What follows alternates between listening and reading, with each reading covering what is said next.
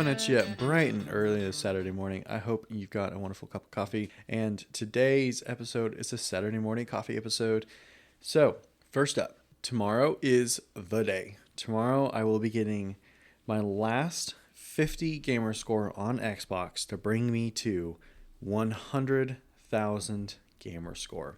This is a significant milestone in that I have been working towards this it has been a goal of mine for over 10 years, but I've been working towards it for 15 years.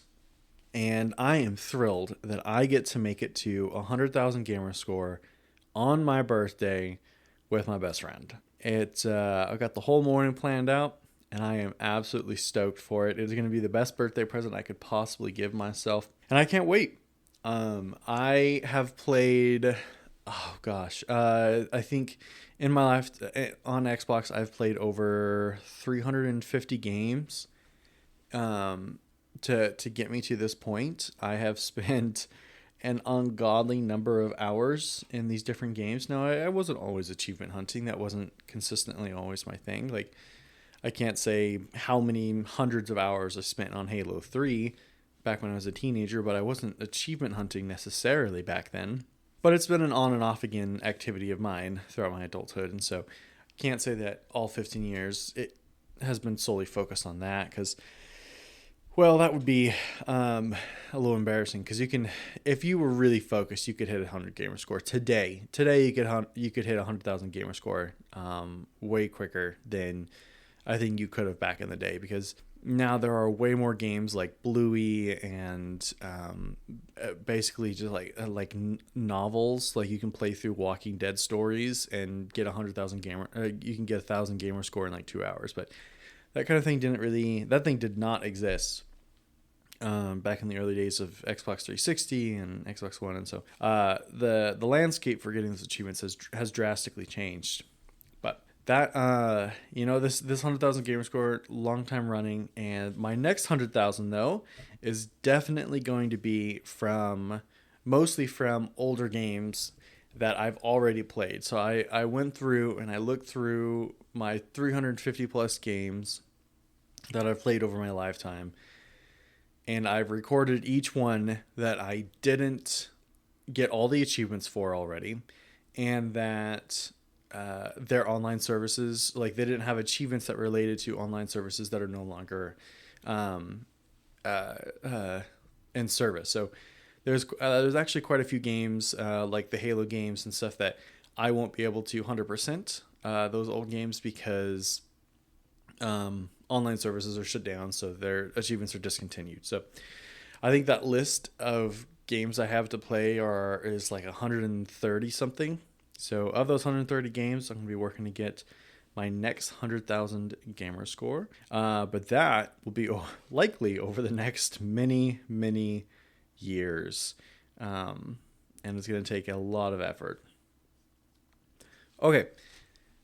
Next up, I wanted to talk about how I know that there has been a lot of sausage talk or conversation about the workings of the podcast rather than actually doing the podcast and the YouTube stuff. And I know I've turned Saturday Morning Coffee into a lot of that, but it's because when it's a one-man show, all of your energy and like all of your thinking capacity goes into, especially when you have the show and YouTube channels, all of that work goes into planning and creating the episodes and everything from ideation to research to creation to editing and publication.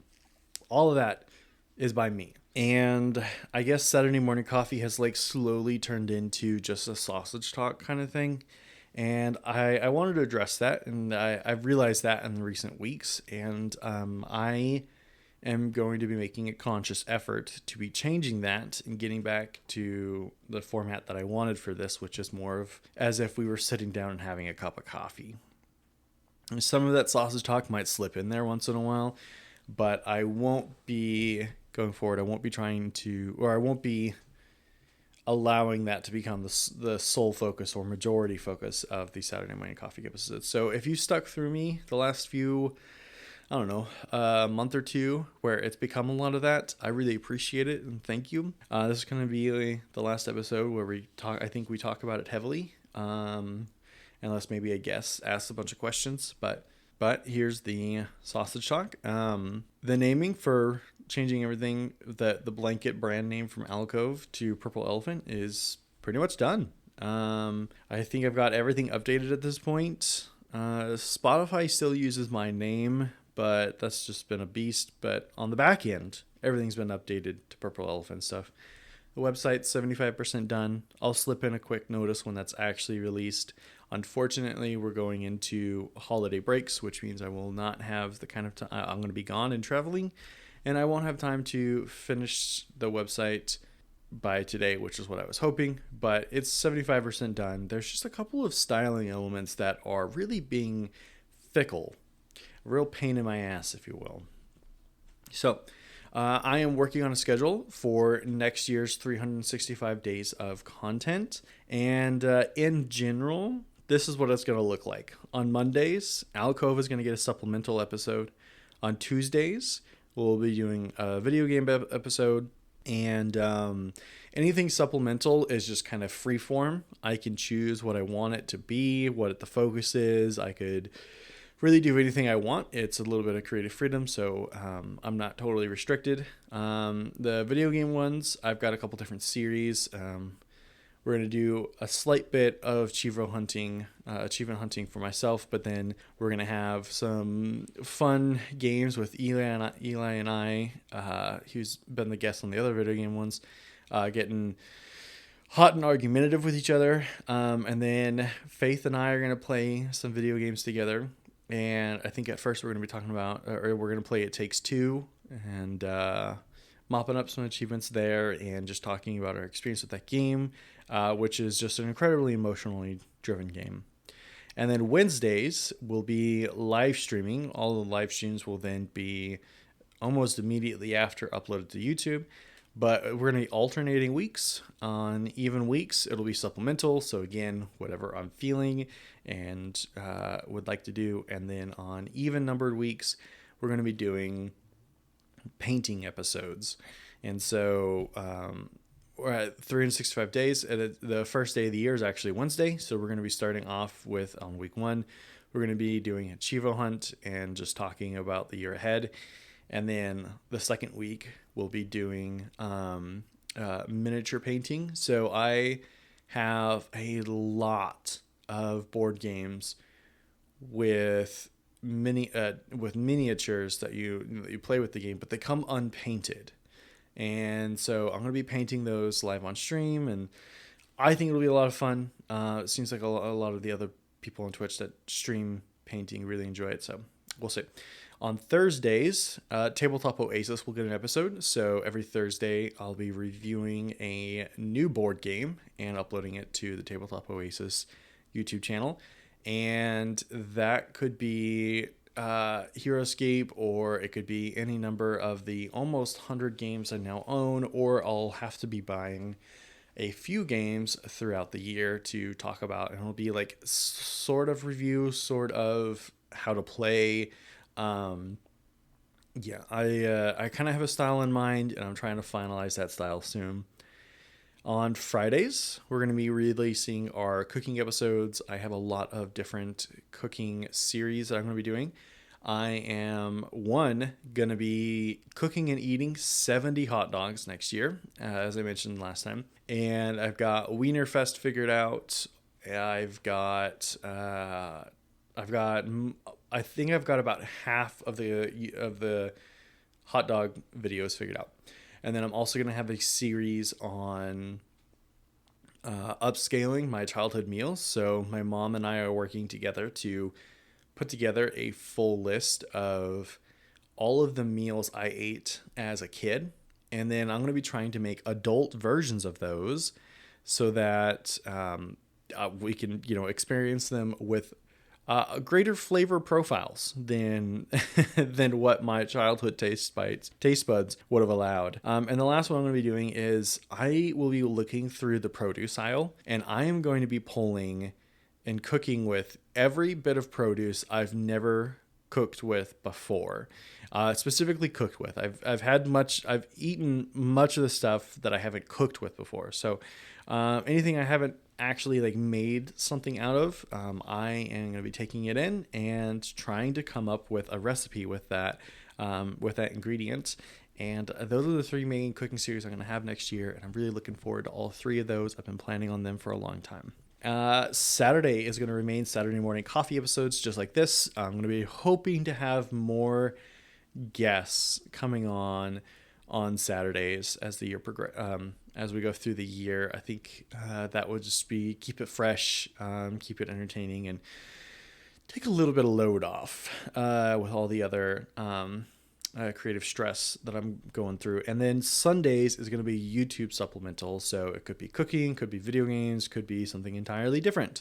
It's going to be kind of free for me to choose what I want to do on those Sunday videos. So I have to say that this effort to put together this year has absolutely stretched me to my creative limit. I have the first 2 months figured out like completely of all the content for each day.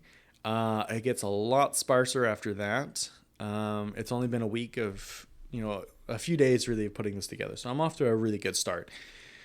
But it is intimidating looking at this full year. And I've got ideas that sprinkle in. Like I know like when Wiener Fest is happening. I know what I want to do for the Christmas video. I've got different ideas splattered throughout the year. But my biggest difficulty is coming up with, I think, the YouTube supplemental videos, because I don't want to just do cooking and gaming. And so I'm trying to stretch myself to come up with some new ideas. And I've had a good few, but we'll see. No matter what, I'll be able to come up with content ideas, even if like YouTube supplemental just has to be an extra gaming video or cooking video, something like that. But I'll figure it out. But this exercise is, even just coming up with a list is stretching my creative limits for sure. To go along with this, I am very, very excited to say or announce that I have lavalier mics, very nice lavalier mics now, which opens up a whole other document of podcast ideas that I have been cooking that just required to be too much on the go. And so with those lavalier mics, I now have access to way more segment ideas for Alco supplemental and being able to go do other things. So I'm really, really excited about that. Okay, couple of news things. Two news items that I just wanted to share because I thought they were very funny. A banana duct tape to a white wall sold for $6.24 million. Ain't that some NFT bullshit? And it's not NFT. It is a real life banana duct tape to a wall. This was at Soothbay's auction house, and the contemporary art director or the person in charge of contemporary art called it, quote, profound and provocative. I don't know in what way you could possibly call it profound or provocative. All I can think is that, and the comments on TikTok totally back me up on this. This has just got to be the most clear-cut case of money laundering that there's ever been. Like paying $6.3 million for this thing is ridiculous.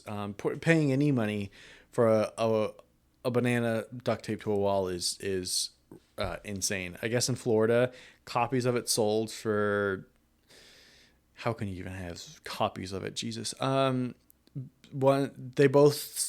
copies sold for over $100,000, and I don't get it. I guess I don't get much contemporary art. It's not my thing. But I think this is pretty dumb. This is exactly what an NFT is. It's like the image of a rock selling for, oh my God, how much did that sell for? $1.3 million. Clip art of a rock sold for 400 Ether, or about $1.3 million in 2023. Whoa, 400 Ether. Let's see how much 400 Ether is worth now. $1.385 million is what it would be worth now. So relatively the same as last year. I guess your investment in that art piece stayed the same. Second one, on November 6th, 43 monkeys escaped a lab in South Carolina. Great. You know what movie this is based on? What series happens after this? Yeah, Planet of the Apes. So anyways, these 43 monkeys escaped. Most were lured back with peanut butter and jelly sandwiches. I just have to say that if I escaped from a lab and I saw a little cartoon trail of peanut butter and jelly sandwiches back to that lab, I would probably fall for it too. So no shame to those monkeys. But after all this effort, there are still 8 monkeys left on the run. I don't know what they need to do to get, maybe switch up the type of sandwich they get. That could be my answer. I cannot believe that this many monkeys were tricked back into the lab by peanut butter and jelly sandwiches. I love it. Like I said, I would absolutely fall for it too. I've talked on this show about having an absurd amount of bookmarks and saved TikToks and yada yada yada on every social media app that I never go back to. Never, right? So I finally decided this week that I needed to do something about one of these, right? So I opened up my phone's browser and I saw that there were 98 tabs open, which just made me disappointed in myself. But I went through these and even more frustrating, only 16 of those I still needed for some reason.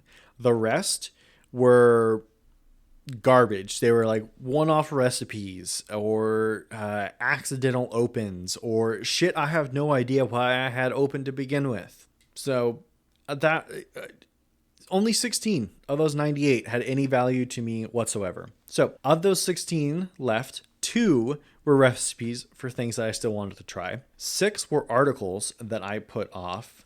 4 were content inspirations that I still need to develop. 1 was a friend's personal website, and 1 was a link to watch Zoids because hell yeah. And 1 was it's called One Piece, which is if you know what One Piece is, it's basically that. But One Piece is a show with 1,122 episodes, and it's still ongoing.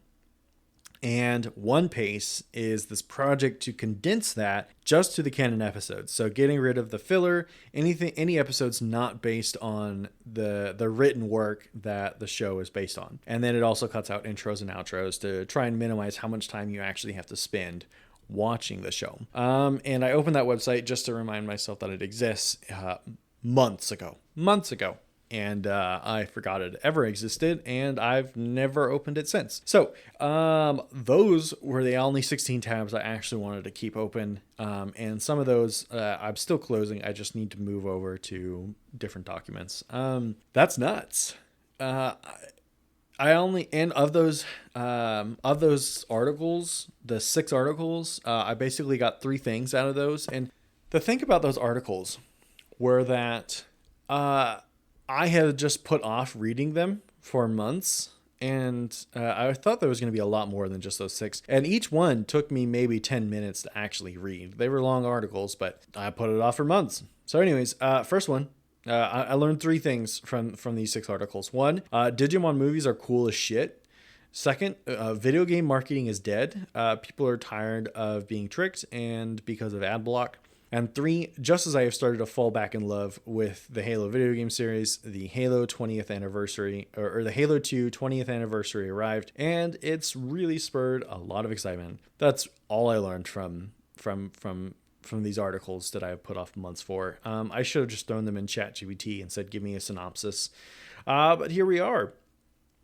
So, what can I say?